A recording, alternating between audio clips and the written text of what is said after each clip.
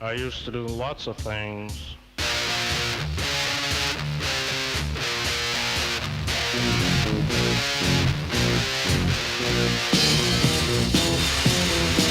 I used to do things and I'd say things and Jesus I was evil.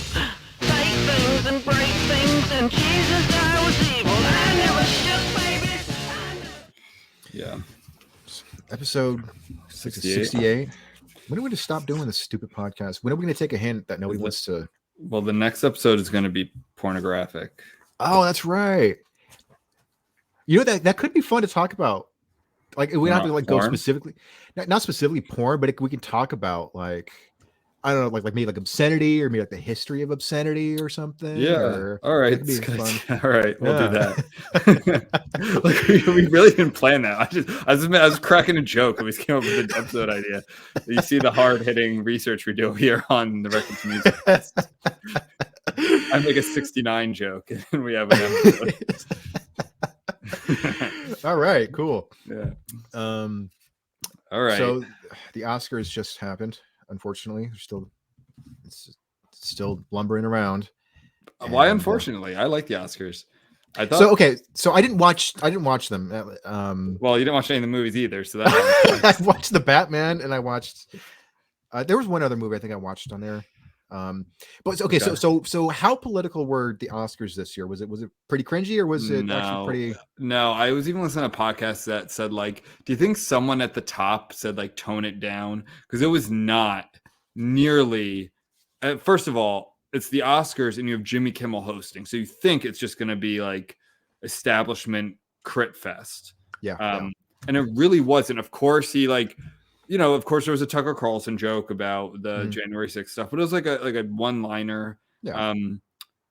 There was maybe one other just like kind of mainline Democrat liberal joke, but it really like honestly, Kimmel is funny when he's not, but that's what he does now. He's the establishment host, him and Colbert and Fallon and those guys. Yeah. But I always thought Conan was different. I always liked Conan more. Yeah.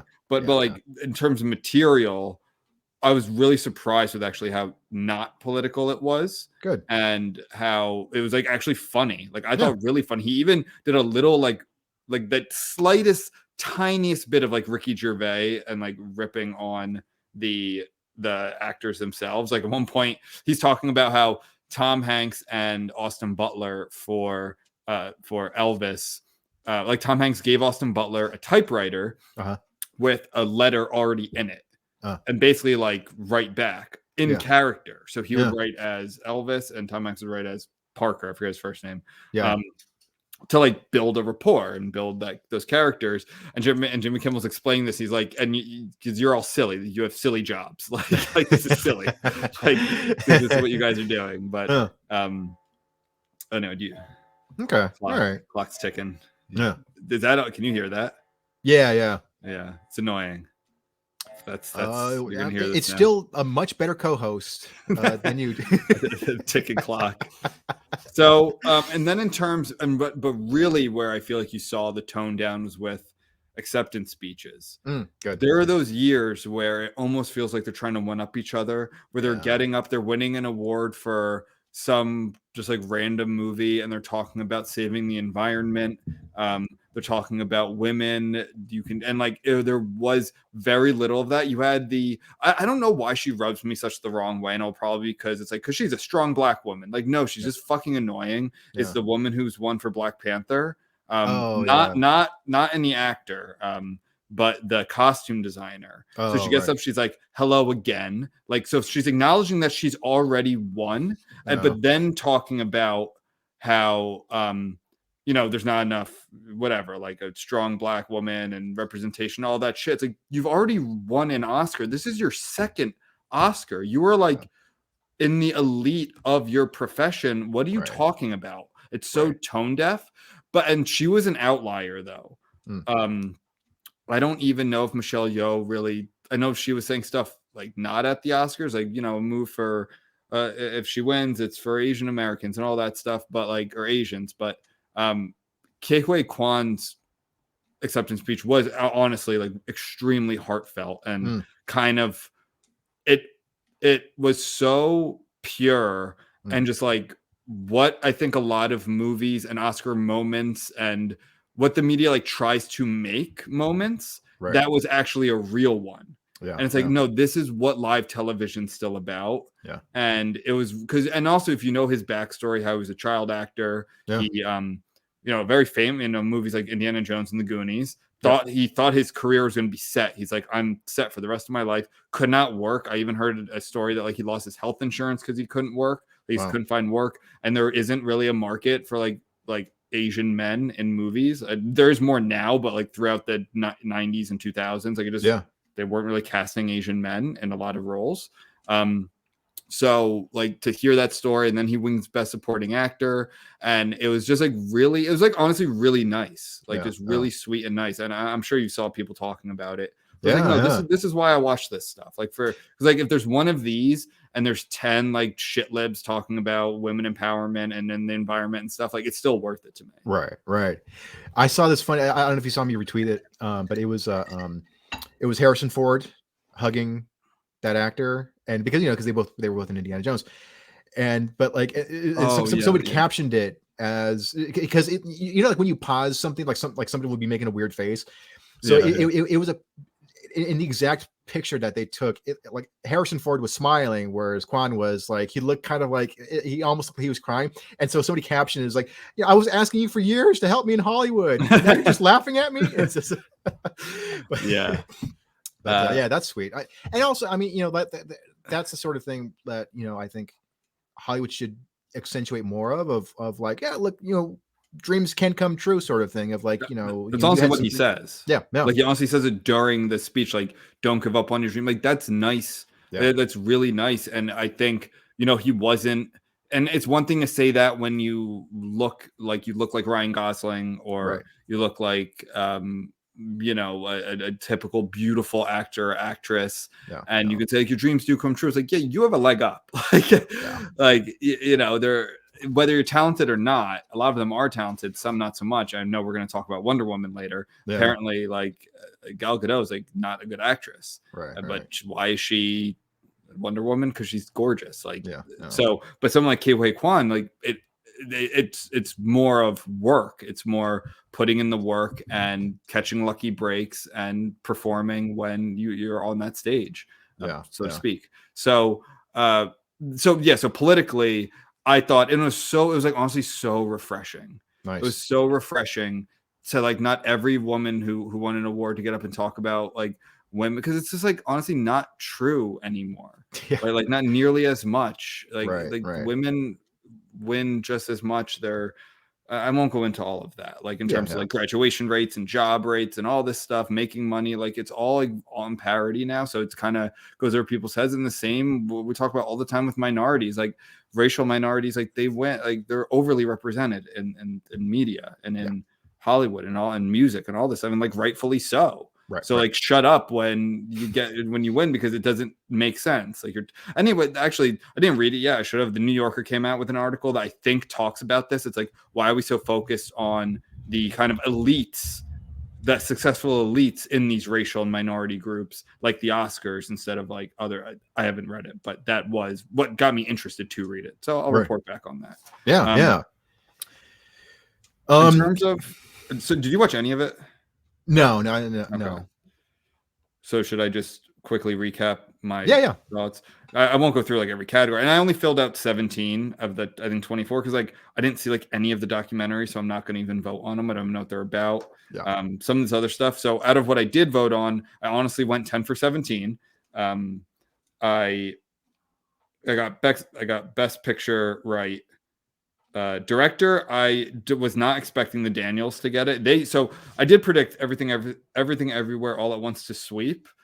Except for director, I thought it was going to go to Spielberg just because he's Spielberg. I'm so happy it didn't. Like, that's one of the ones I'm glad I was wrong. I wanted McDonough for Banshees. Actor, I did get wrong. I thought it was going to go to Austin Butler, but it went to Fraser, and I guess that could have been expected, but I don't know. I don't know if really they would have leaned into that. I didn't see The Whale. I definitely want to.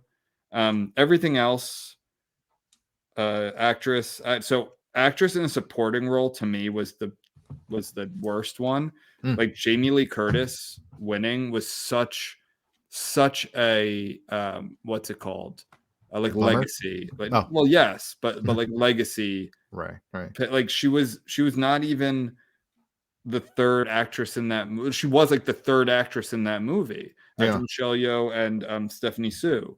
Like, so like I don't know. I thought it was very surprising and just kind of like typical. Where Yeah. this didn't seem like a typical night, which I liked. Yeah. In terms of winners, I guess it was typical. And so people said it was like milquetoast. Like I don't know. I found it refreshing. Yeah. I do think they have to cut music. Like you have to cut the not like music awards. I mean like the songs. Right. The performances. The performances. The one was like really bad. It almost felt like it was the one from Everything Everywhere All at Once. And I don't forget what they performed, but it was like really bad. And Gaga's was kind of weird. I don't know why they needed that one. I got the RRR one because that was like kind of a phenomenon and it's like a totally different culture that I don't think a lot of Americans are exposed to. And it was like this cool part of that movie. Yeah. But I think they can cut all of them, if not most of them. It's simply too long. I don't think I have too many other I would love it if like like Slayer or Metallica got nominated for best original song and and then they go up and they tear it up like in the middle of this that'd form. be dope. That'd be wicked. Do they have any songs in movies? Well, Metallica did do that song for Mission Impossible 2. I Disappear. Oh, did they? Yeah. Okay. That would be cool. That'd be very cool. So that's really it. Like All Quiet on the Western Front kind of cleaned up they got feature and then all like visual effects, sound, that sort of stuff. I think they won. Yeah, those technical. I love that movie. That's my number 2 movie of the year. And slightly, I think it's kind of mixed. I thought it was fantastic. Yeah, like really. I mean, World War I think lends itself to great war movies. It was just such a. I mean, I think all wars fucked up, but it was especially fucked up. Yeah, just like gross. I don't know. I guess that's really. I think my biggest call though. Last thing I'll say, my biggest call was guess what won adapted screenplay. Let's see. It wasn't the Batman. No. So you don't have obviously you don't have the nominees in front of you. Just guess that they had to give this something. What movies were based on books? Let's see. Harry Potter. No. So this year. I don't know. This I don't know. I don't. Women Talking. Oh god. I feel like they needed it to give them something. Did women write that? I would assume so. Hey, it might be good. I might watch it at some point. I think the title is just like what you're doing. Right. But I might see it. But yes, and I called that. I did have that checked. I wanted All Quiet on the Western Front to win, but I had Women Talking actually winning. So that's really it. I thought it was a really good movie year. I think it was much better than the last two. I think 2021, 2020 were down years, understandably. I think like for both. But overall, I thought it was a really good movie year. Good. Well, I'm glad. Well, like I rip on the Oscars a lot, like the actual ceremony, but like, at the same time, I don't take a whole lot of delight in it because at the same time, the Academy, when they're not doing the awards, like everyone knows the Academy just because of the awards that they do every year. True, yeah. But like throughout the year, they also do a lot of like they're into like film preservation. They do events throughout the year, so it's sort of like, when ratings are low for the awards, it's like then they make less money, and so there's less effort. So it does bother me, like all the hyper political stuff that they do, but at the same time, it's sort of like they do so much other good work that goes largely unnoticed. What they showed, which I don't think a lot of people realize, and they showed that this year, maybe they had other years, but there are other awards that they do for like more technical things and other, which like mean something a lot to people in those industries. Even if they're not like an Oscar's a household name, but they showed one, they had like student film awards, which is cool. They had, I think, like some technical type of, I'm sure your roommate would know. Yeah. When I saw that special screening of The Hateful Eight a couple weeks back, like we actually saw it like on 70mm film. We actually saw like an actual film print because they're into that, which is really cool. And also, it's like just they had people who worked on the set, who talking about it. And it was a free event too, so it's sort of like this is cool. Like the public can go and interact with people who worked on big movies. But that is very cool. Yeah. Oh, did you see Tarantino's? I think he's gonna start filming next year. Yeah, is it the Movie Critic? I think it's called. Oh, does it have a title? Yeah, the Movie Critic or the Film Critic. Okay. Which is interesting because he are you familiar with, I think her name's Pauline Kael. She was a film critic back in the 60s and 70s. She was known for being pretty strident, having pretty strong contrarian opinions, but from what I understand, she was a very talented writer and things. Yeah. Tarantino was a big fan of hers. Some people are about her in the book. I'm pretty sure he mentions her a few times. Yeah. Okay. But people are speculating that the movie might be either about her or involve her in some way because so far, like the details of the movie that I've heard so far is that it takes place in LA in the late 70s, which is when she was kind of most active, and it's called The Movie Critic, and it's like and female, and didn't they say female role, like a female lead? Yeah, and a female lead. I think. Okay. Yeah. So I mean, that's so no one has said this name. This is like speculation because they know Tarantino and what he like. All right, that's very cool. Look, I want him to do whatever he's interested in. Because then like he kind of lives, I think, a lot of our dreams as artists. You could just kind of make whatever you want and people are gonna see it. Right. Yeah. Well, that's great news. Yeah. So that'd be his first since Once Upon a Time in Hollywood, right? Yeah. Man, that's a while. That was like 2019. Yeah.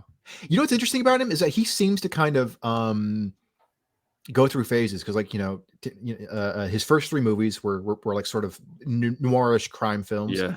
And then he went through like a sort of grindhouse period. And then he went through like the war movie period, and then he went through his Western period, and now he's doing like sort of Los Angeles nostalgia period. Definitely. What were his grindhouse movies? Death Proof. Yeah, Death Proof. I guess that was maybe that was his only foray into it. But he did produce a lot of grindhouse movies around that time, or at least grindhouse like homages. What did he have to do with Planet Terror? He was in it. He had a small role. He was a soldier. Yeah, he was a soldier, right? Yeah. All right. He went through his kung fu period. It seems like his whole body of work is just sort of like classy B movies, where it's just sort of like, this is stuff I loved in those grindhouse, like the small little movie theaters I went to, but now I'm doing it my cool, stylish way. It's the best. Yeah, I love it. It's great. It's just the best. Like, he just does what he loves, and like once you learn more about his inspirations, like what he watched growing up, it's like Japanese movie, like the Japanese movies had such an influence on like Kill Bill, and obviously Westerns and Django and Hateful Eight. Once Upon a Time in Hollywood, and this next one are gonna be like, and even Pulp Fiction, like just LA, kind of like seedy LA. Yeah. Well, I'm very excited about that. Yeah. Real quick, I want to talk about the Patty Jenkins thing. Just getting back to the Oscars thing. Yeah. So this is from Variety. Patty Jenkins, she's mostly known for doing the Wonder Woman movies, but she's also directed that movie Monster with Charlize Theron, I think. That's a great movie. So she's one of the prominent, female filmmakers, directors in Hollywood. So this is from a quote from her at the Charles Finch and Chanel pre-Oscars dinner at the Beverly Hills Hotel's Polo Lounge. Naturally, yes. Lounge with the people. And she goes, I give up. I say that even with all their push to have diversity, the numbers are just hugely imbalanced of who votes for these things. I sort of just stopped paying attention to it. It's still going to take a long ways to go. It's going to take a lot more to really see truly diverse awards. I really appreciate the efforts that they're making, but we have a long way to go. And this is in regards to the lack of female directors who were nominated this year. Even the last two awards, the last two best directors went to women. I mean, that's the thing with this diversity crap. Like, there's no solid definition, so it's just sort of, okay, like Gary, more Asians, okay, but it's not diverse.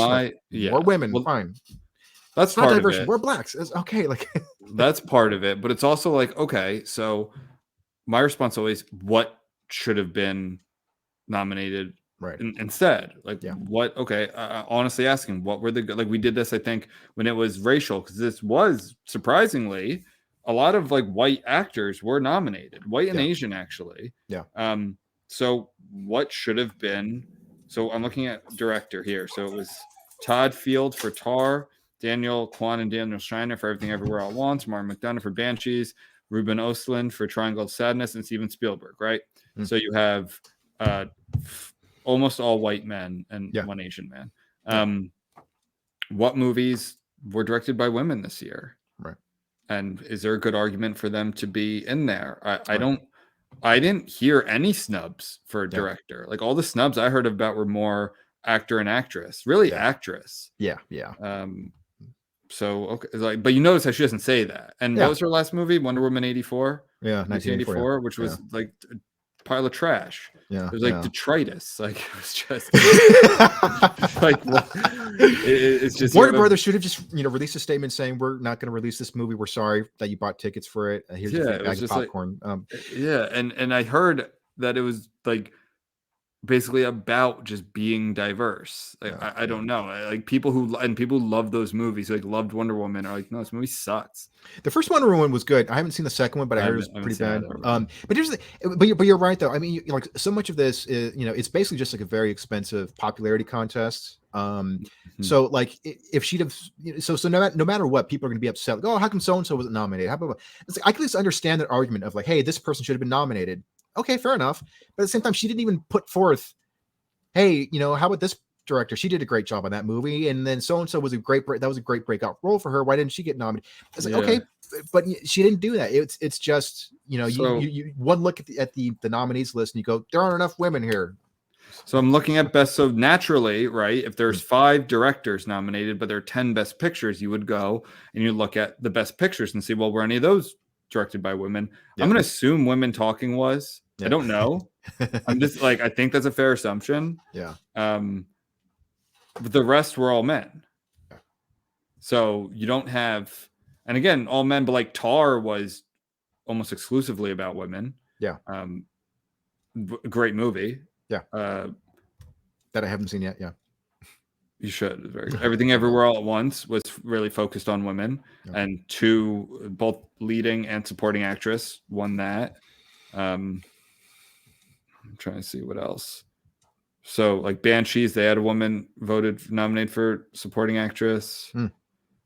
But anyway, so I mean, unless you would say Women Talking, the directing, which I didn't see, should have been somewhere else. Like I don't. So you're saying that a movie that wasn't nominated for Best Picture should then be nominated for Best Director. Right. Which I think is usually a stretch because all of them, 1, 2, 3, 4. Yeah, there's an overlap there. They're all nominated for Best Picture, that director. Right. So I'm working on an article about this, and it's weird because I looked up a little bit of a few statistics on this. So women make up around roughly 50% of film school graduates, but it doesn't say in what field. It doesn't say like in what like what directing, right? So the articles that I read said simply women make up around half of film school graduates, and yet they're not represented in the directing field as much. As well, how many of those graduates are women though? So like show me the pipeline. Like if it was like, hey, like there are just as many female directors out there, but they're just not getting as many jobs as the men are. So okay, maybe there's a discrimination, maybe there's a bias problem, but it's just like I don't know what the problem is. So. I think it's an industry that's it's like bending over backwards to find any possible way that they could make the diverse choice. They will do it. Yeah. Right. So long as it's still profitable, like, because that's what it is. It's a business. So like, I really don't think that like there's definitely a problem back in, let's say, the 70s, right? With women directors. And I'm sure that there were very talented women who didn't get the shot simply because they were women. That really sucks. Yeah. Like I would say, if anything, we're overcorrecting for that now. Yeah. So again, my response to this person, like, okay, what should it? Like, you notice they never say that. They're not like, this movie scored this well and had these reviews in this movie, and yet they're out, and it's because of this topic that just doesn't appeal to this person, to this academy. That's this percent of men. Like, no, she doesn't do any of that. Right. It's just not diverse. Exactly. Yeah. Yeah. So yeah, but also, you know, like, it just cracks me up like that. Like, she's making this complaint from the Beverly Hills Hotel Polo Lounge. It's just like cherry. That's a cherry on top of the cake. Because to be honest, like, and I am surprised that I think we both thought that, given the Great Awakening and what the Academy's come out and said, like, it was just going to be honestly box checking. Yeah. Like, just racial and gender box checking, and we didn't get that. Yeah.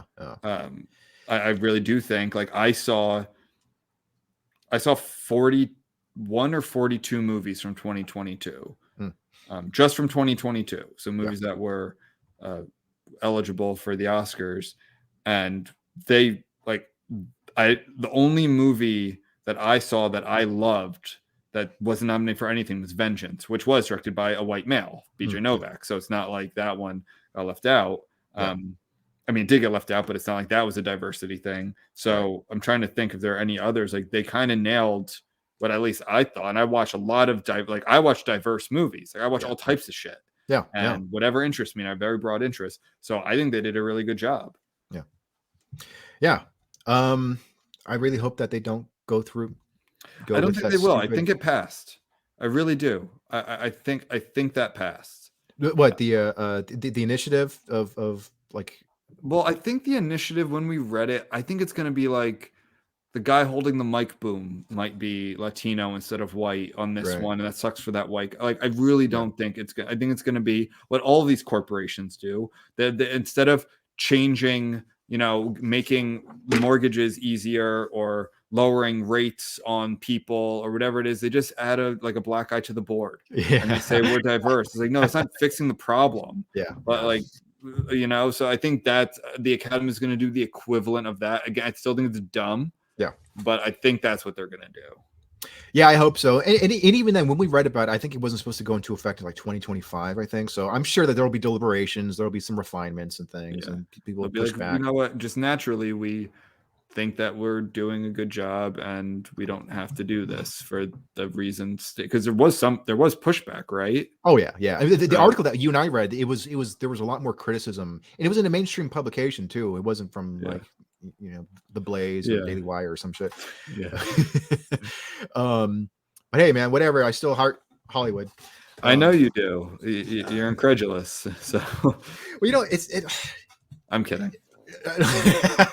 Well, I mean, it's funny. Like, I mean, you know, it's easy for me to say this now, but like, if I ever get to a point where I'm making films, like in like for a studio, I care much more about, am I happy with the movie?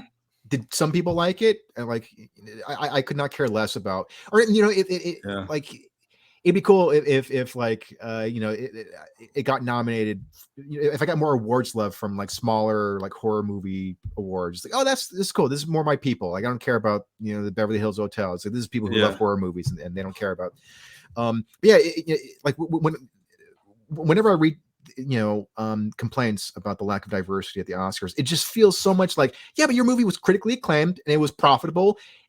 Stop bitching. Like, you're in a position where you get to do something that, you know, most people will never be able to do, and you're pissed because you won't get what you didn't get nominated for a statue. It's like, come on, like, it's what's it called? I always forget this term, luxury beliefs. Yeah, absolutely. Like luxury problems. It's like, because your life is so good, you're doing what you want, you're making millions of dollars, like, you can bitch about something like, you know, there not being enough BIPOCs for best supporting actress, like BIPOC pluses, excuse me. So it's like soon. I don't know. I agree. Because of your shirt, which says "I love Hollywood," by the way, for people who's listening. What is Hollywood? You know, what's funny is that, you know, Hollywood so often gets used as a term to represent the film industry, but there's not a whole lot of actual film stuff like that. You know, that's where the Oscars are held. That's where the, you know, award ceremonies are held. But most of the studios are not in Hollywood. They're either like in Burbank or like they're in their own city. Like, and it's not even that. Like, tons of filming takes place in Atlanta, in New Orleans, and New Mexico now. I know is a big one. New York films a ton, and they're putting a Netflix studio right in New Jersey. Actually, like, there's going to be up in Monmouth County. I know we've talked about that because like Clerks, like that's like Clerks country. Like what's his name? Kevin Smith country. Yeah. I like it up there. But they're building a big Netflix studio there, probably because I'm assuming they can get talent from New York City to come down pretty quick. Yeah. And I'm sure they got tax breaks and things like that. So like what, because back in the day, it was like the 5 studios. Yeah. And that's where you filmed. Of course, everyone knows like there were spaghetti westerns and stuff, but like that's where you filmed because California had all this land and kind of different topography. Yeah. And but like what I don't know like what it is anymore. Like, are the studios still that powerful? Is that still? I think so, because I mean, there's still like Fox and Paramount. So I think Paramount's in Hollywood, but Okay. but yeah, so it's like the studio, like the studio sector of movies. Yeah, it's so Hollywood, the city is actually kind of centrally located, because like most of the studios are around it. So it's like, you know, you got Universal Studios. It's funny, Universal Studios has their own city. It's called Universal City, and then 20th Century Fox has their own. They're just called Century City. But so like most of the studios are kind of around Hollywood proper. So maybe that's kind of why, where it's like, okay, like maybe Hollywood itself isn't like the center of filmmaking, but it is where they meet. Like that's where a lot of the clubs and the restaurant. I know that there are a lot of restaurants where deals take place. Okay, that's cool. So maybe that's why Hollywood gets kind of lumped. It's kind of like a catch-all term for the film industry as a whole. Yeah, is like Netflix in Hollywood, or is that up in Bay Area?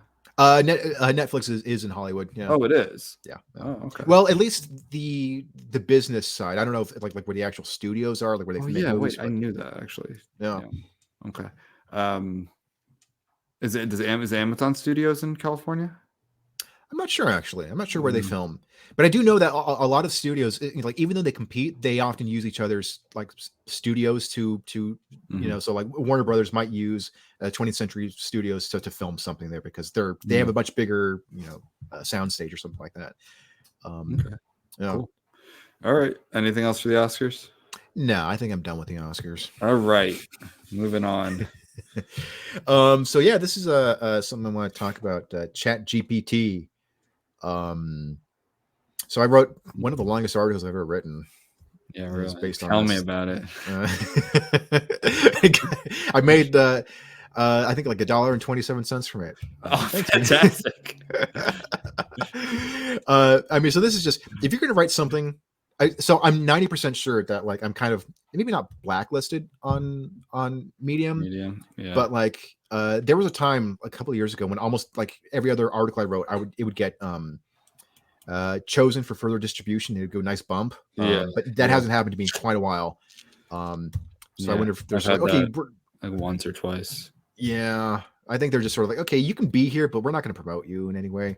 Although I am a top writer in culture and movies, so that's cool, I guess. Nice. Yeah, I got fiction.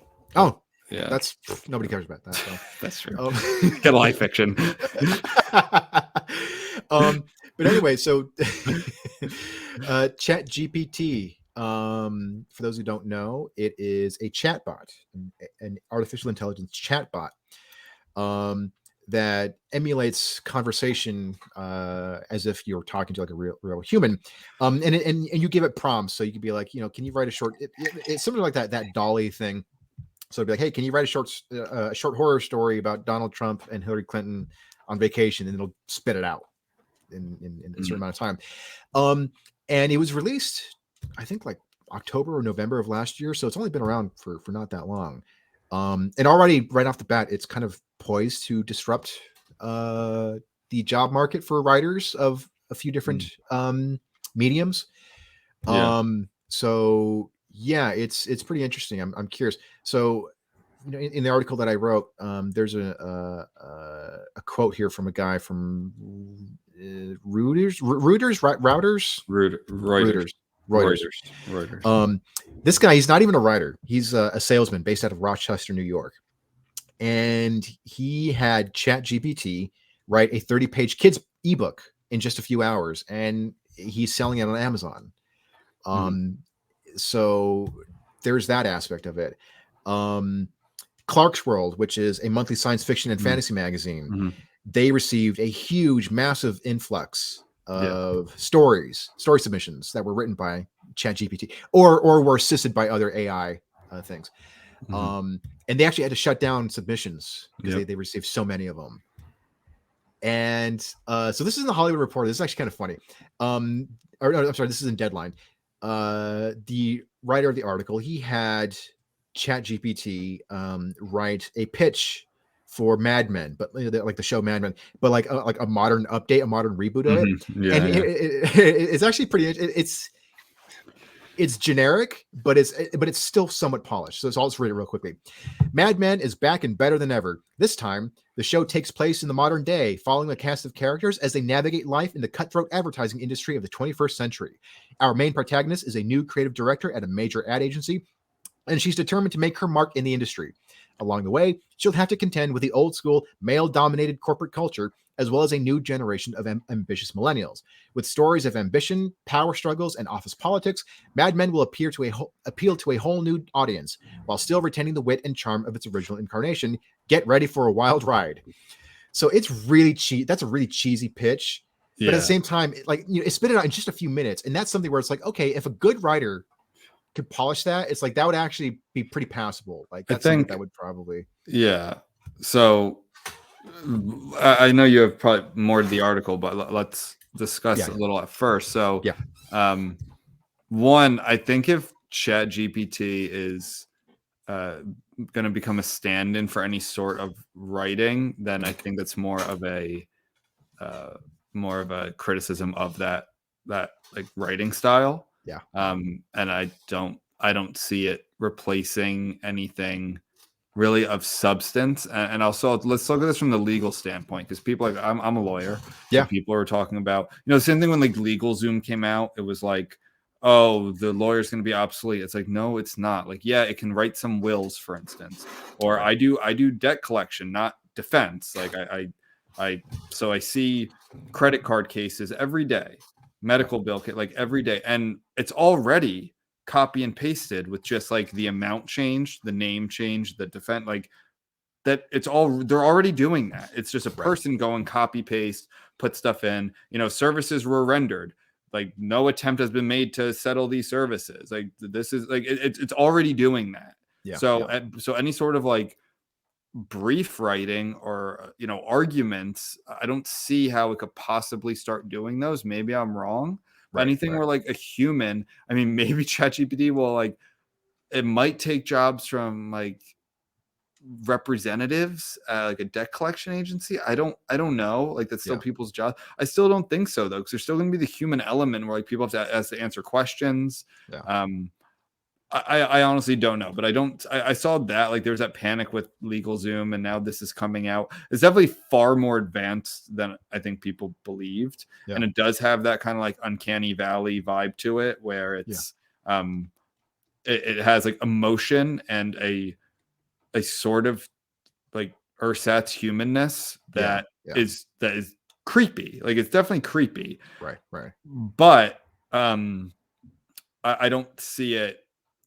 I don't see it getting to the point where this will like replace writers or replace lawyers or and if it does replace a screenwriter, if Netflix makes a show that this algorithm can create and they make a show for, I think that's more of a testament to how shitty some of those shows are.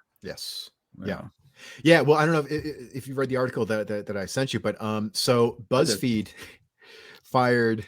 So this is last December, I think. They fired a good they fired a good chunk of their staff.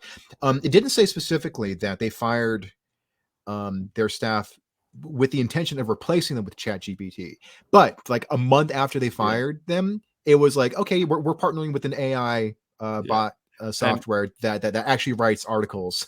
I did read that in your article, and that's the best example, because BuzzFeed would write like these listicles, and it'd be like, and I could see like, I think I've made this joke. I actually have, and I could pull it up and I could show you a timestamp for it where I thought of this before this existed, where it was like just joke list of like 48 cupcake places. It's like fill in number, fill in thing, and then fill in city. So it's like 48 cupcake bakeries you have to visit in Cardiff in your life. And it's like you just do that time and again. 37 bookstores you have to see in Berlin before you die. And yeah, no shit, like I could see AI taking stuff like that over. Yeah. And that's just like intern scrolling when you're at your summer internship and you're scrolling through these cupcake places where you'd rather be. So again, I think it's more of a statement on what BuzzFeed was putting out there. Yeah. Well, I mean, it's you're totally right. And I'm like, I don't want to cheer people losing their jobs, but at the same time, it's like that was such a garbage. Maybe it'll be like, go do something else with your life. Like I agree. I don't like cheering people. I mean, not some people. I'm fine with them losing their jobs, but like these are probably just like some 23-year-olds out of like Berkeley who go get a job at BuzzFeed or something. Yeah. And they're Googling these places and like going through Yelp and then compiling them on a list. Like, okay, those jobs might not exist anymore. They'll create different jobs. Like human beings will make different jobs, and they'll probably do something better with their lives. It reminds me so much of like, you might have seen this like some girl posted on TikTok. It was like a day in her life, and it was like the most obnoxiously millennial thing ever. It was like, first I like just like the Whole Foods crowd sort of thing, where it's like first I wake up and then I do my morning Pilates, and then and so like she lives in like a fancy apartment, and she lives within walking distance of Google where her work is, and then I have a coffee made for me, and then I make sure to prepare some snacks beforehand. I do overnight oats, and then I work at my job, and it's like everything's like everything is perfect. And then I have lunch. I have an organic lunch and blah blah blah. And they make sure that they cater to vegans. And then like more work. But like it just seemed like every day is Saturday for her. Where it's like, are you doing any actual work? Do you have to like actually wake up early? And then like and then afterwards,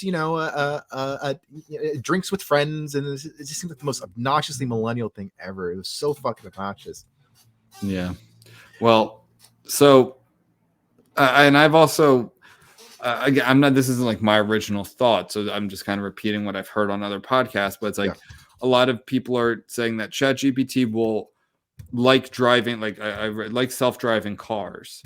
They will go to an extent, like they will then very quickly get to a certain level of sufficiency, but then like it won't be able to get over the hump. Like it won't self-driving cars cannot handle certain situations that happen pretty often when you're driving. And it's one of those things where it's like it can never do that, or else it could be like death and destruction. So it's not like, oh, it messed up. It's like, no, it has to be able to do this, or else the whole thing doesn't work. Right. ChatGPT will be the same way. Like it'll get to a point, maybe it can write some funny articles. It can replace kind of some like rote document writing that maybe some people will lose jobs. I don't know if they even will, but it won't get to the point of like, or if it does, it'll be very easy to detect. I know another issue is like college papers, like professors are upset. And again, so my thing is, if students are using ChatGPT to write their papers and it's passing, like, isn't that a criticism of our university system, like of our higher education? Right. So, but I've also heard that they like pass AP exams and score well on SATs and LSATs and things like that. Like, so I don't know. I think it'll get to a point where it's like it still can't replace a human. Yeah. I think, ultimately I'm still pretty optimistic. And also like, so many writing professions I think have become very lazy, like or rather so many people in writing professions have become very lazy. So it's like the proliferation of the BuzzFeed listicle crap. I don't know what it's like in the literary world, but I wouldn't be surprised if there's kind of like now that self-publishing has become a lot easier. It's like there's probably a lot of crap out there too. But so even though I am a little worried about the near future, long term, I'm still sort of like, well, maybe this is like the kick in the ass that we needed as writers to get to like step up our game. Like the Mad Men pitch where it's like it's so generic, but at the same time, it's sort of like a lot of studios would probably eat that up. So not really related to that, but kind of a similar point though. In the 1980s, somebody took the script for Casablanca, and they gave it a different name. And they sent it to a bunch of studios just for the hell of just to see who like what kind of notes they get back and see who would accept. Only a handful of producers recognized it. Really? But most, I think like one or two accepted it and like we're like, hey, maybe we can make a deal. But most others were like, they didn't know, and not only that, but they were also like, there's not enough sex. Can you spice it up a bit? And it's not like, diverse enough. Exactly, yeah. But this is in the 80s. And it's like producers could not recognize Casablanca, and yet somehow like you're in the top tier of Hollywood. Like, how do you not know a basic sort of like cornerstone of cinema? Yeah. Play it again, Sam. That's a dumb line. That'll never be memorable. You played it for her, you can play it for me. Well, so dumb. But it's sort of like I actually just got a Casablanca poster. Oh yeah, I love that movie. That's a good one. Michael Curtiz. Yeah, my fiance just found it. She's like, "You want this?" She gave me two actually. One was Shape of Water. I'm like, I'm not hanging Shape of Water. But the other was Casablanca. I'm like, I gotta hang that up. Yeah, I'm going for like a movie poster vibe in my TV room. Oh, cool. Yeah. And Under the Silver Lake, is that going to be up there? Oh yeah, I got signed autograph. Oh, by Silver Lake. By Silver, this whole neighborhood came by, high as shit, signing it. The smelly neighborhood. I do want to get a poster of that. We don't have one yet, but we do have an A24 poster around the house somewhere. So that's close enough. What do you mean A24? The studio. Just the studio. Just the studio logo.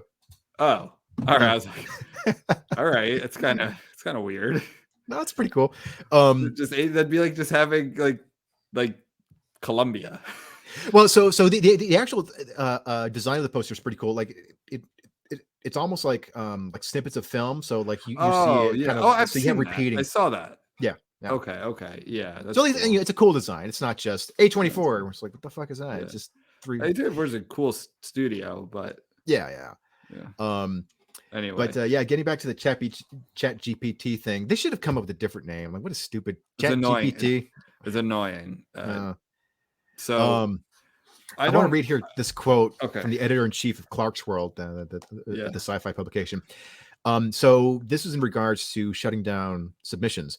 The people causing the problem are from outside the sci-fi fantasy community, largely driven in by side hustle experts making claims of easy money with ChatGPT.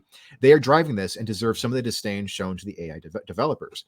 So I mean, like there are going to be a lot of growing pains to this. And from what I understand, Medium and I think even Amazon, but I think other publications are going to be like, we'll accept AI assisted stories, but you have to put that in a disclaimer. You have to say like this was assisted or written by how would they know? I don't know. I'm not sure exactly. I think that's the argument is it'll, like you said, this came out last fall. Like, if there's an incentive to keep improving it, it'll get like really good. Yeah. It'll get like really, really good. I don't think that's not what I'm saying. I'm not saying it won't get really good. It's that it'll have a ceiling. Yeah. And I don't know, like, could ChatGPT write, Crime and Punishment? Like, could ChatGPT write? But let's not even say like a work of literature. It's to say like, do you think it could write like airport spy novels? Right. I don't know, and I don't really read that stuff anyway. And it kind of reminds me of, I don't know. I just don't think that it will start taking over really any industry. If it does, maybe the industry needs to just improve, and then it'll make ChatGPT irrelevant. Yeah. I had a thought, but it invaded me. Go ahead. Well, I was going to say, like, I didn't know that AI had been around in the writing world for a little bit longer than I thought.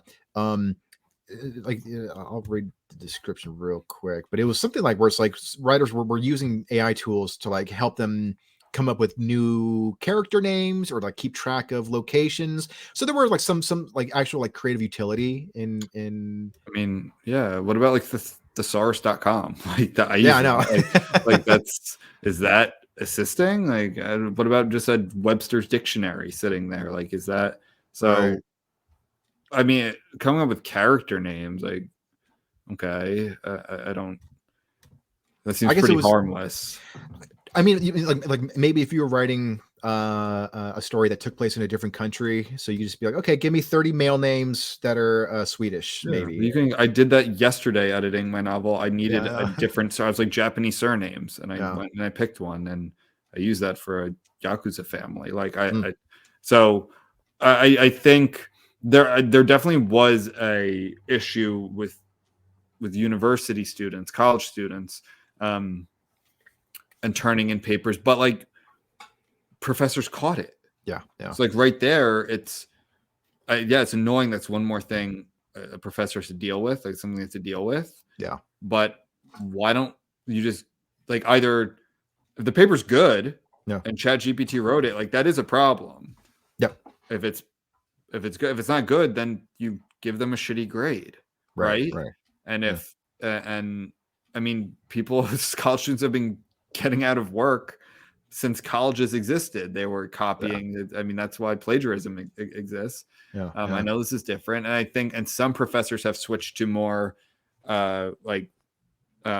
either tests, which kind of sucks because I hated tests. I always liked essays more, but also like oral exams. I did oral exams in college, and I was better at those. I was the best at oral exams and writing and essays, not tests. And I think that's good for, I think it's good for college students if they do more of that. It tests you in a different way, right? I don't know. Again, it's one of those things. It's like if they're using this to write papers and you're passing them or giving them good grades, like either maybe your standards are too low, the bar set too low, or I just don't think it's that good. Like I don't think ChatGPT is that good to write these academic papers. I have here a quote from Mary Rasenberger, who is the CEO of the Authors Guild. And then this is in Mashable. It's a really good quote. It's AI has no emotion, has no ability to think, no ability to generate any new ideas. We don't want our arts to be limited to that. We want our arts to be human artists reflecting their current experiences and hopes and fears about our current world. That's how arts have grounded civilization since the beginning of human civilization. And I fear that we will lose that if we do not tread into this AI world very carefully.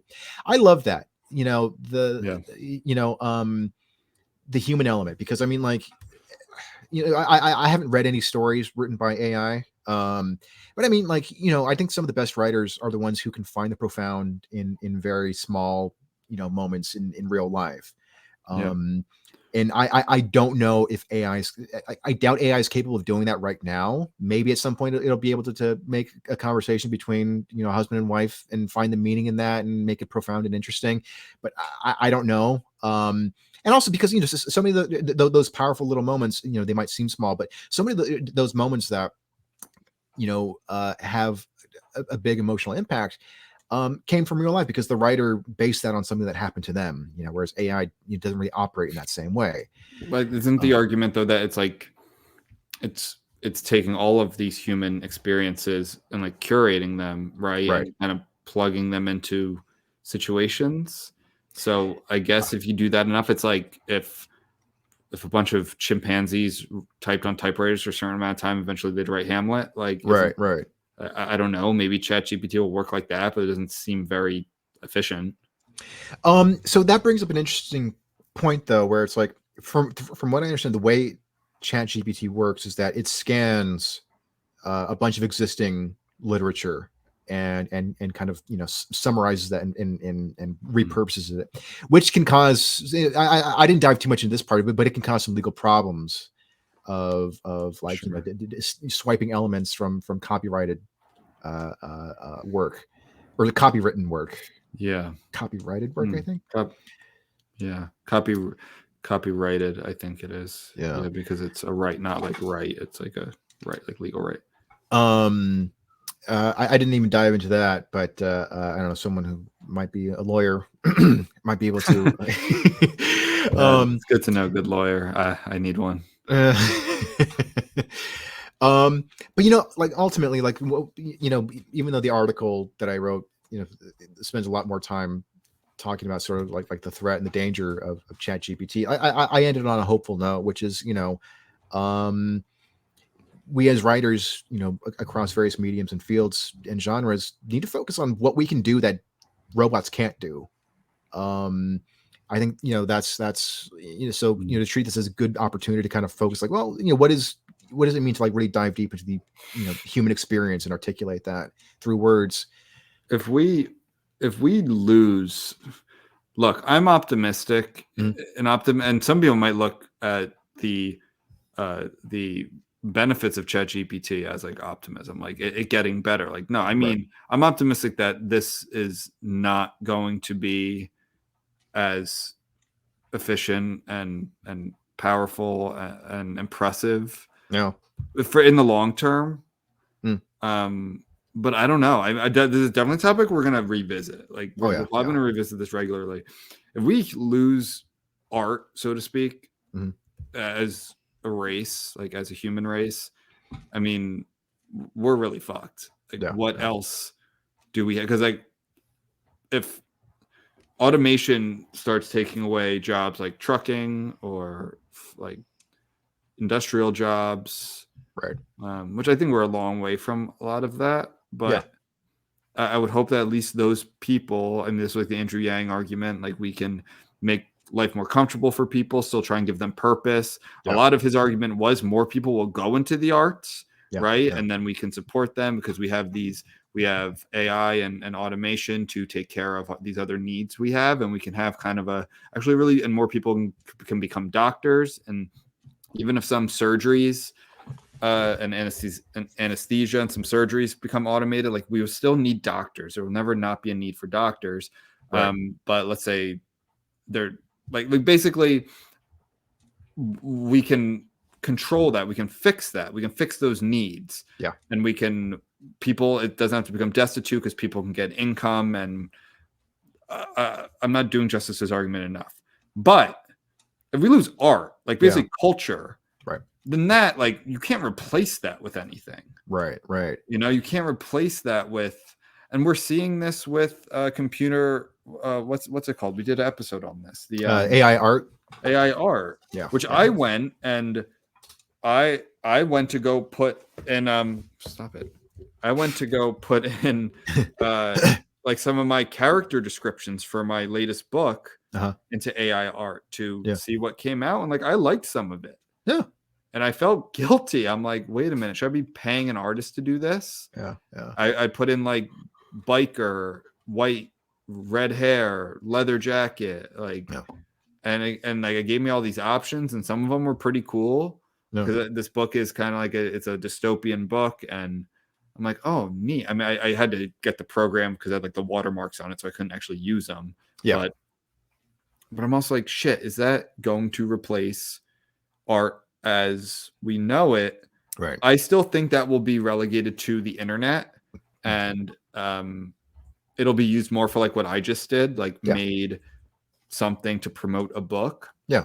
I still think there will always be a market for human made art, and maybe I don't know if it'll get smaller, and maybe stuff you see in like a hotel room won't be made by humans, but like there will still be a need, like a human need for something that a human being painted or sculpted or knit or whatever it is, because of, if anything, that value will increase because it's not a given anymore. For instance, I try and buy only original pieces of art, even if they're just like, even if they're from friends. I have like one of my best friends is a good artist. He just kind of does it on the side. He does like some he designed his own tattoos that then got put on his body. Very cool. Cool. I have two things that Judson made for me. I have just different pieces of art that like, and that's special. Like I have a map of Japan that a friend kind of made designs, who's an artist, on top of the already existing map, and I framed that. So like, I do think there will always be a market for that. And if anything, will become more valuable because it's like, no, a human being made this, not a computer. Even if it is fun for me to go look at that picture of the evangelization of Mars, which is so crazy to me. And that was AI art, and that's really cool. There's this quote from a philosopher in the early 20th century whose name I forgot, but the quote is art is man's signature. And I really like that because, like, that's sort of like the thing that differentiates us from. I mean, like, obviously there are many things that differentiate us from other animals, but like that, I think is sort of like the ability to kind of take the chaos of the human experience and then make into something interesting and aesthetically pleasing. Whether it's music or film or literature or poetry or whatever. Like that's something that's so uniquely human. And yeah, artificial intelligence does pose some kind of threat to that. But like you said, I think that there will always be, an appreciation for, even if it's something where it's like, say, like the next 10 years, we see a huge boom in AI written art, AI written stories and screenplays and AI, drawn art. I wouldn't be surprised if like, like maybe it does disrupt these various creative industries in a bad way for a bit, but then maybe people react like, okay, this is getting out of hand. This is getting really fucking bland and really lame now. We want like actual painters and actual sculptors and actual writers. Because in the end, it's all a business. Yes. Like not, and actually, what's less of a business is what I'm talking about, like human generated art. Like I mean, very few artists can survive on their art alone. Let's say like a painter. So they don't have to deal, like they can be more personal and do what they want instead of, like, AI art isn't going to make AI arts for AI art's sake. Right. Like it's only going to be used to make money. That's why these developers are putting this work in to like, right. I'm assuming it's to make lots of money. Yeah. And I'm sure at some point in our lives, maybe in the near future, there will be a show that at the end it's like, and this whole script was written by ChatGPT or something, and I'm sure I'll be shot. Like, I just don't see the longevity of it. I don't think it will overtake writing and art as we know it now, because it will always be missing. Inherently, will be always missing that human element. Yeah. And maybe I'm a big defender of like humanity. Sometimes I don't know why. But I am a defender of that. I think it's, going back to the fucking like cave paintings.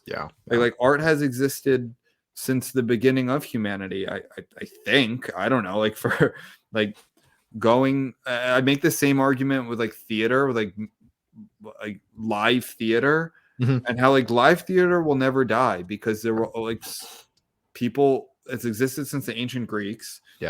And as much as cities want to destroy it with terrible COVID policies, like Broadway is Broadway, like the West End's the West End. Going to see live theater is different than going to see a movie. And it's different than watching a Netflix show on your couch. Like they're all different senses. Like they're all different types of enjoyment. Some people gravitate towards only one. Some like all three, like I do. But like theater, like that live human element of theater, like the live aspect of it, the people being there that you could even potentially reach out and touch, like that will always exist. There will always be a need for that.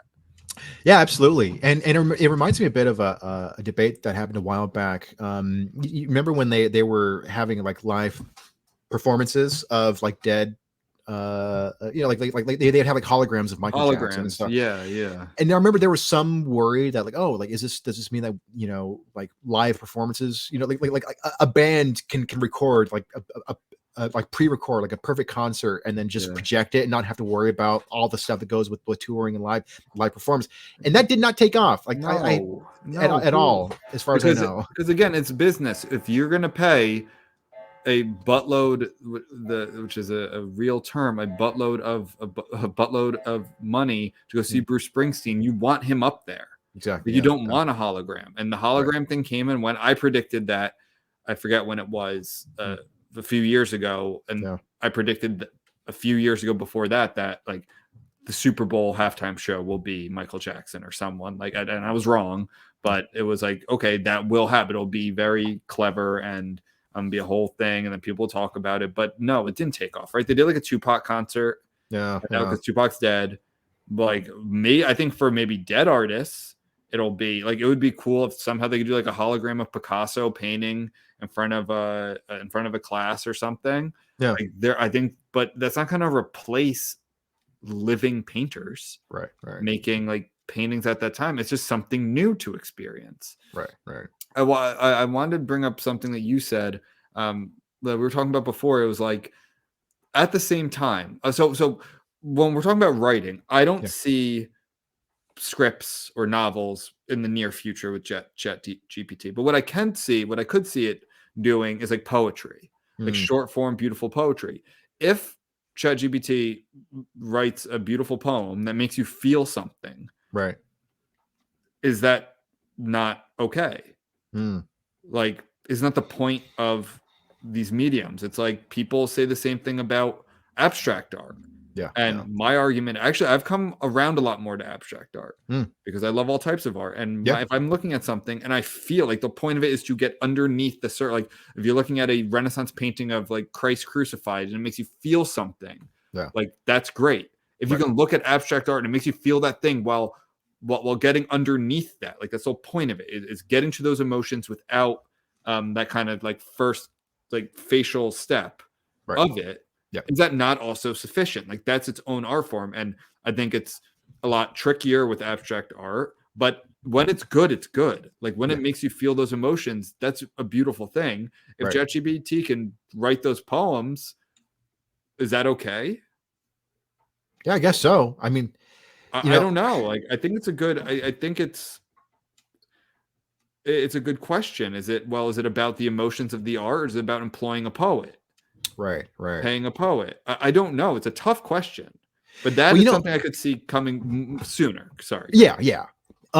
It's funny because I think that, if I read a book of poetry from someone who I thought was real, they had like an actual name, and I'm like, oh yeah, there's some great poems that really move. And then at the end, it's like, this is actually written by ChatGPT. I can see myself being like, well, shit, like I read some that wrote, but at the same time, it's sort of like, that's the perception that my perception. What I can see my perception changing by knowing who the author is / what the author is. But I mean, I don't know if that's just a flaw that I have, where it's like, no, I didn't bring this up. Like I brought this up as a legitimate question. I could see being pissed off at the end of that if it's like, and this was written by ChatGPT, and you're like, oh fuck, like I feel swindled, or it could be like, oh my god, that's amazing, like this algorithm made me feel this. And I honestly don't know. I think it's one of the next steps as we bring up that case of the white poet who kept getting rejected, changed his name to something overtly Chinese, didn't change any of the poems, like not a word of the poems, submitted them, started getting accepted. And some people found, and like the public wrestled with this. Some people were very offended. And some people were like, well, hey, maybe he has a point. Like if he didn't change any of the poems and you're just looking at the name from John Stevenson to, Ke Hui Kwan, just to bring up a Chinese name we've used recently. Like, but it's all to say, like, are we the ones who are like not being fair, or the critics the ones not being fair? Because you should feel the same no matter what that name is. Exactly. I think this is kind of one of the, I don't know if it's the next phase of that, but one of the next phases of that. It's like, well, what's important here? Right. Yeah. It's definitely bringing up a lot of interesting ethical questions about, the art and the creative process. But it's funny,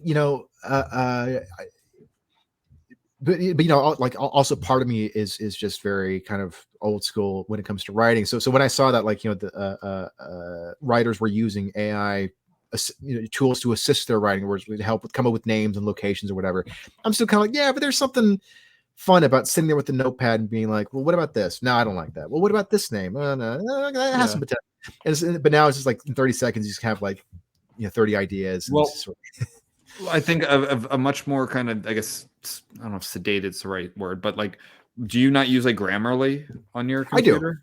I do. I do use Grammarly, but I do use like thesaurus.com, and I haven't done it for specific ethnicities, but I will type in like unique male names because I don't want my characters to just be named John Williams or whatever. It's like, okay, like I actually want like an interesting unique name, so I will look that up. I do. I don't even mean just for names though. Like, and what I do, I have a note. On my notes app, I have a whole list that's just names. And when I see a name I like, I just put it in there. Yeah, no. That's a good practice, by the way. But I mean more for like, I know a lot of people have said a lot of kind of that office writing has become all the same because it'll start typing in an email and it'll just be you hit return and it like finishes it for you. Yeah. Like, yeah, but that's not like this is just to move information. Like this isn't art. Right. So I don't see what the big deal is for that. For like Medium, for instance, when I write on Medium, I copy and paste from Word document to Medium. It'll have some suggestions for things, but it's never like changing my writing. It'll be like, don't put a hyphen here. Don't, the comma should go here. Things like that, which I think is great. Yeah. Like I think that's fine. Yeah. Maybe purists would be like, no, you should know not to do that. But okay. I it's not like I'm writing chicken scratch, like completely incoherent or like no punctuation at all, like I'm Cormac McCarthy and just like then publishing it and filling it all in. No, it's kind of filling in the gaps, and I don't see what the big deal is with that. Sometimes I do. Sometimes it will be like, this is the passive voice. I'm like, yeah, but it works here.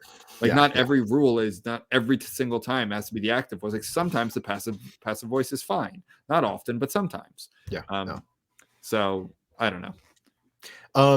One other interesting use for AI tools in writers is using them like to generate writing prompts, which I'm cool with. I like that.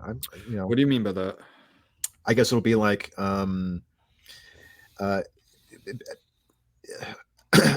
I guess almost like using it as a tool to generate writing exercises for writers. I was almost like just sort of like Mad Libs, where it's like, hey, just give me a challenge and I'll try to come up with a story that fits these parameters. And that to me, like, what's that replacing? Like, that's not replacing anyone, right? Right. Unless there's some business that you pay to send you writing prompts. Maybe there is. Like, to me, that's just a tool, an exercise tool that a writer can use to improve their human writing. Yep. I don't know. We could be totally wrong, but I'll tell you one thing I love though. As someone who writes sci-fi, sometimes like this is great. This opens up so many. And in my latest book, again, I don't mean to plug my own book. It's called Six Harlots: Rebirth of a Nation. The sequel will be coming out probably next year. It is like there are androids and there is AI and there are all these different. There are lots of questions of. Oh, this reminds me. I want to talk about something after this.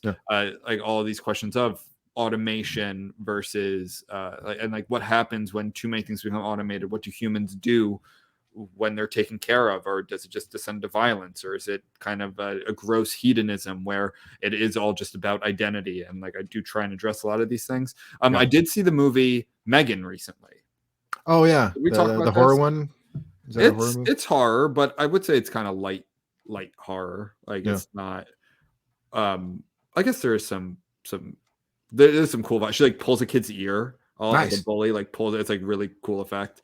And she does kind of cut someone up, but it was much better than I thought. And for Megan, in terms of because all of these AI,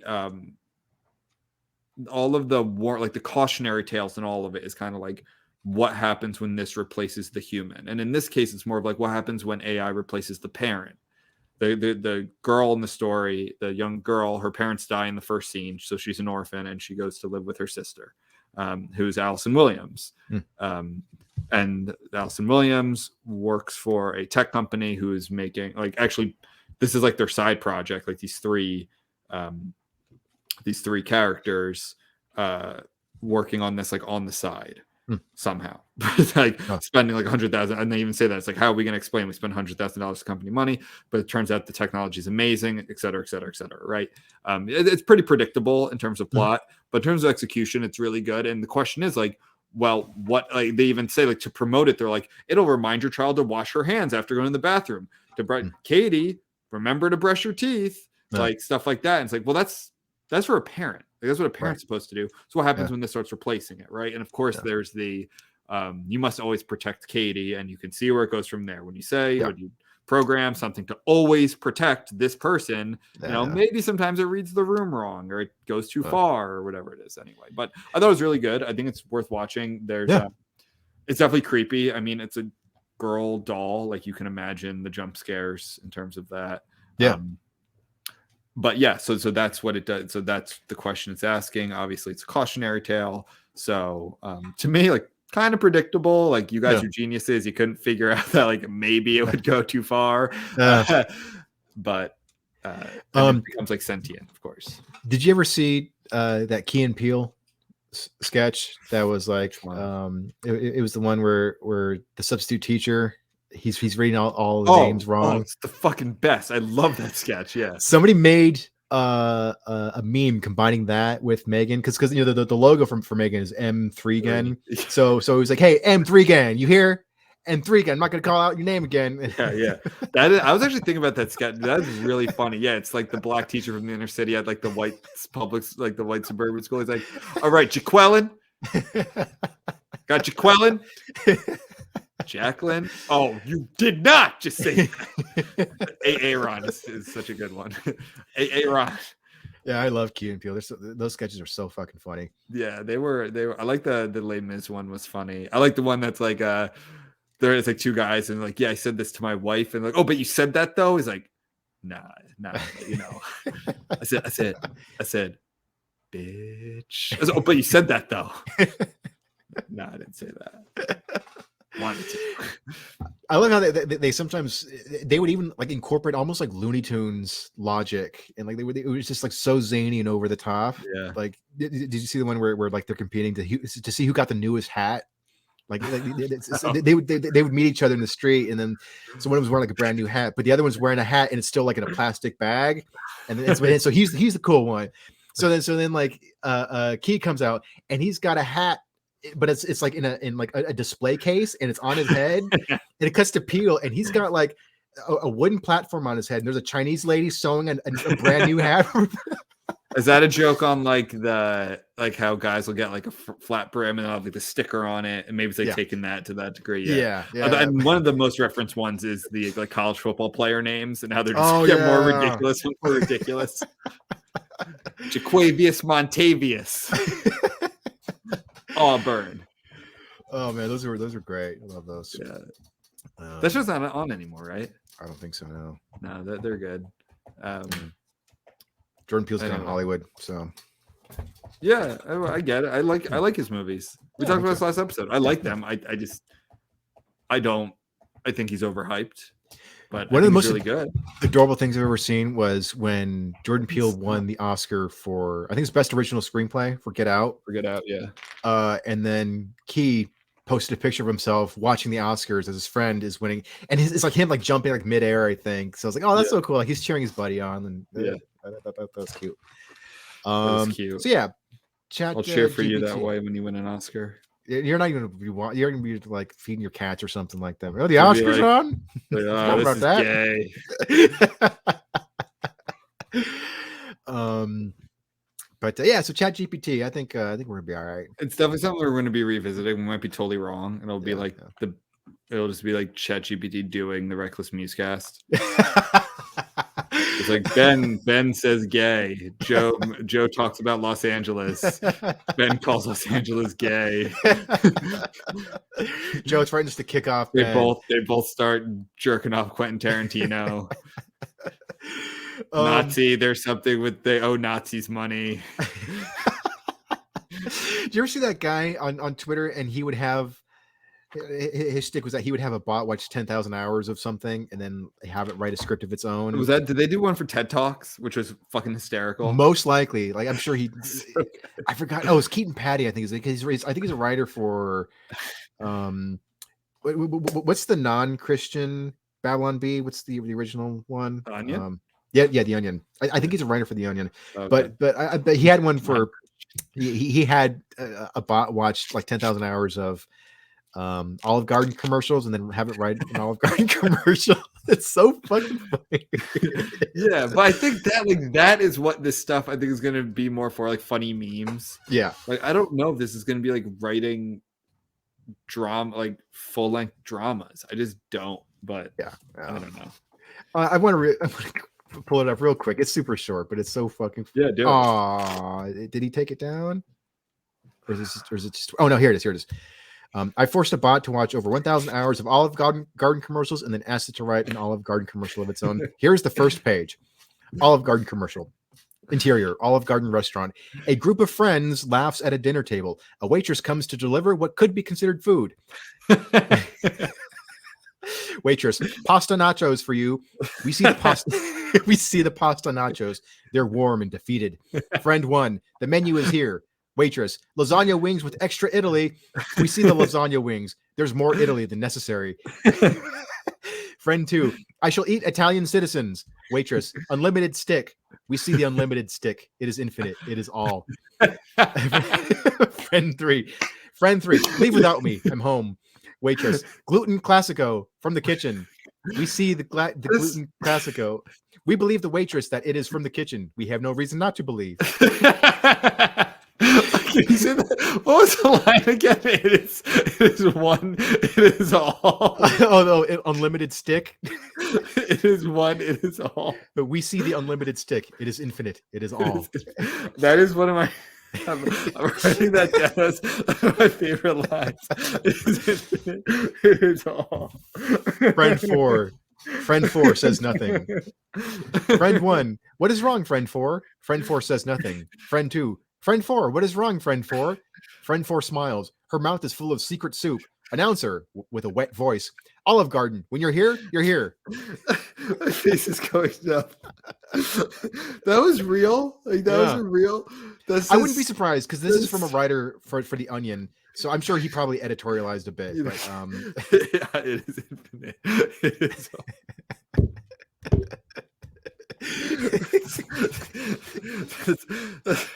That's very funny. Yeah. That's better than I expected. If you find a TED Talk one, I remember reading it and be like, this is really fucking spot on. Eating patty. Let me really quick. My face is actually going numb right now. Oh, I haven't laughed that hard since I was a little Oh bit. yeah, there's a TED Talk one. Can you read that one? Yeah. And then we'll finish. TED Talk. Interior. Place where you can talk. We see a TED Talker on a stage.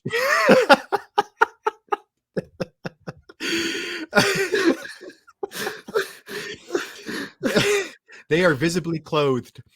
They are shooting words from their mouth at a crowd. TED Talker. My grandfather once told me a story, and yes, I paid him for being old.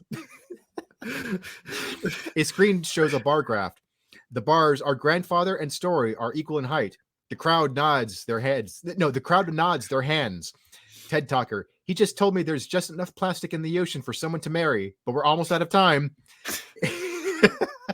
A screen shows a picture of a clock that is poor and has very little time. The crowd is angry. They require graphs to live, and this is not a graph at all. Graphs to live. TED Talker. I did not believe my grandfather until a mosquito made of math turned me to a secret sex church. Oh my god. A screen shows a line graph of all the TED Talker secrets. There are 6. The crowd likes the graph since it is a graph, and they like graphs for reasons they have. TED Talker. Now we all have exercise doesn't work in Detroit. A screen shows a video of Detroit trying to use a treadmill, but it does not work. This is a famous video. TED Talker. But what if I told you to look under your seats? The crowd tries to look under their seats, but they don't have any. They have been standing the whole time. Graphs don't sit, so they don't either. TED Talker. Exactly my point. We need an app that smokes cigarettes. That's economics 101 and always will be. The plastic from the ocean breaks into the room. It wears a wedding dress and nobody can blame it. The crowd waits to see if this will somehow turn into a graph. Oh man, he did a Trump rally speech, which is fucking hilarious. I think that was my favorite one of all time. But so yeah, I don't think based on those Guard one was so fucking funny. It was so funny. Unlimited stick is infinite. It is all. So yeah, I don't. Based on that, I don't think we have anything to worry about with ChatGPT. Damn. Okay. Yeah. No, we might. I don't know what I'm talking about. It might become Skynet, but if it's funny, I'm cool with it. Yeah, exactly. Anyway, I'm tired of talking. I'm tired of TED talking. Yeah. Next episode we'll do porn and shit. Yeah. That like tired me out laughing like that. was Saying he's really, like, really yeah. Like, ooh, I'm sleepy. Okay. yeah, these talks always tire you out. It's only 5:20 p.m. West Yeah, Coast. homie. I'm East Coast. East It's Coast is 8:20. the What are you, best coast. geriatric? Yeah. But all Getting right, there. cool. Well, I'm glad that you're gonna die soon. So everybody, Jesus. can I be in your will? Not now. Come on, you're a lawyer. You're older than I am. I know. But anyway, thanks everybody. All right. Fight the crits fight- and ChatGPT. ChatGPT. Yeah. Stay reckless.